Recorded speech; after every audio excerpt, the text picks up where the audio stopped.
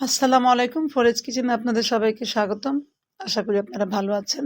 আজকে আমি নিয়ে এলাম সবজি ভর্তা রেসিপি। আর আমি এটা শিখেছি কুমিল্লা থেকে। এটা কুমিল্লার খুব জনপ্রিয় একটি ভর্তা। এই ভর্তাটি তৈরি করতে 4টি সবজি লাগে: বেগুন, সিম, টমেটো, আলু। বেগুনটা আমি পুড়িয়ে নিয়েছি, আর এটা পোড়াতেই হবে, এটা সিদ্ধ করা যাবে না।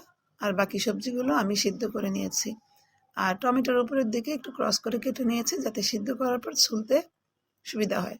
সাথে 4-5টি কাঁচামরিচ নিয়ে নিয়েছি, চাইলে আরো বেশি মরিচ দেওয়া যায়, যে যেরকম ঝাল খায়। আমি আগে থেকে পেঁয়াজ আর ধনিয়া পাতা কুচি করে রেখেছি। সবজিগুলো ভালো করে সিদ্ধ হয়ে গেছে। এখন আমি এগুলো ছেঁকে নিব। ছেঁকে নিয়ে প্রতিটা সবজি আমি ছুলে নিব। আর আরেক পাশে বেগুনও সিদ্ধ হয়ে গেছে। এখন ভালো করে সবগুলো সবজি একসাথে ম্যাশ করে নিব। এই ভর্তার সবজিগুলো তেমন পরিমাণ নেই, যে যেরকম পরিমাণ নিয়ে নিতে পারে। তবে আমার কাছে মনে হয় সম পরিমাণ হলে ভালো হয়। এখন আমি পেঁয়াজ কুচি, ধনিয়া পাতা কুচি আর লবণ দিব স্বাদ মতো, দিয়ে ভালো করে ভর্তাটা মাখিয়ে নিব। সাথে দিয়ে নিব সরিষা তেল। ভর্তাটা আমার হয়ে গেল। এই ভর্তাটা খেতে এতটাই সুস্বাদু যে না বানালে বুঝবেন না। আশা করি আপনারা ঘরে একবার হলেও ট্রাই করবেন। আমার রেসিপিটি ভালো লাগলে অবশ্যই লাইক, শেয়ার ও কমেন্ট করবেন। আপনাদের ভালো লাগাই আমার এই পথ চলা।